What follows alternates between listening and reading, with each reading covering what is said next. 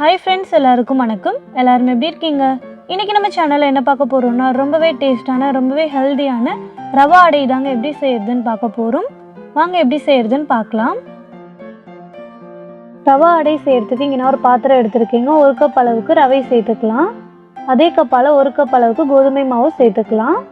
ஒரு பெரிய சைஸ் வெங்காயம் கட் பண்ணி வச்சுருக்கேன், அதையும் சேர்த்துக்கலாம். இது கூட இப்போ நம்ம காய்கறியெல்லாம் சேர்த்துடலாம். முட்டைக்கோஸ் வந்துட்டு கொஞ்சமாக திருகி வச்சுருக்கீங்க, அதை கொஞ்சம் சேர்த்துக்கலாம்.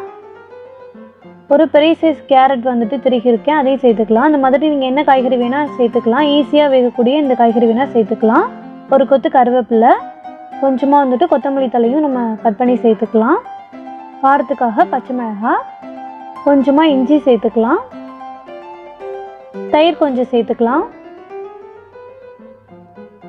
1/4 டீஸ்பூன் மஞ்சள்தூள். இதுக்கு தேவையான அளவு உப்பு சேர்த்துக்கலாம். கொஞ்சமாக ஜீரகம்.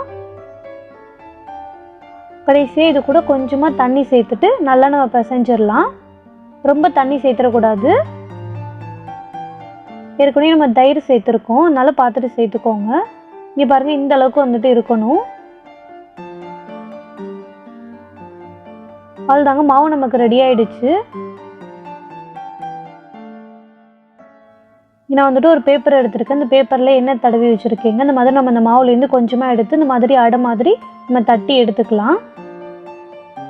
கையில் ஒட்டாமல் வரதுக்காக எண்ணெய் தேய்ச்சிருக்கேன். நல்லா நம்ம ரவுண்டாக தட்டி எடுத்துக்கலாம்.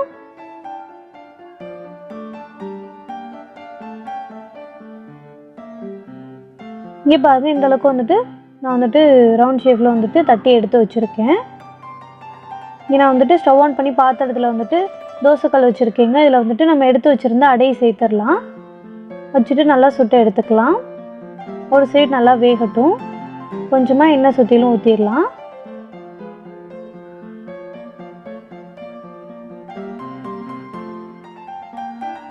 இப்போ இந்த மாதிரி 2 சைடும் திருப்பி விட்டு நல்லா வேக வச்சு எடுத்துக்கலாங்க.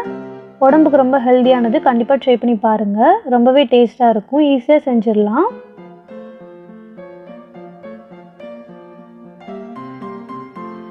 மாவு ஊறணுங்கிற அவசியம்லாம் இல்லைங்க. உடனே மாவு பசைஞ்ச உடனே நம்ம இந்த மாதிரி அடை போட்டு நம்ம சாப்பிட்லாம்.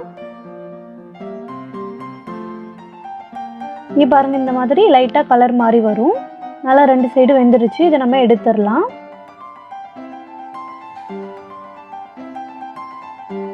அவ்வளோதாங்க, எல்லா மாவுமே இந்த மாதிரி நான் அடை செஞ்சு எடுத்துகிட்டு வந்துட்டேன். ரொம்பவே ஹெல்த்தியானதுங்க. கண்டிப்பாக ட்ரை பண்ணி பாருங்கள். இதை வந்துட்டு தேங்காய் சட்னி, உரப்பு சட்னி கூடலாம் வச்சு சாப்பிட்டிங்கன்னா ரொம்பவே டேஸ்ட்டாக இருக்கும்.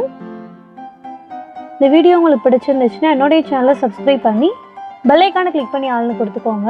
அப்போ தான் நான் டெய்லியும் போகிற வீடியோஸ் உங்களுக்கு நோட்டிஃபிகேஷனில் வரும். லைக் பண்ணுங்கள், ஷேர் பண்ணுங்கள், கமெண்ட் பண்ணுங்கள். தேங்க்யூ.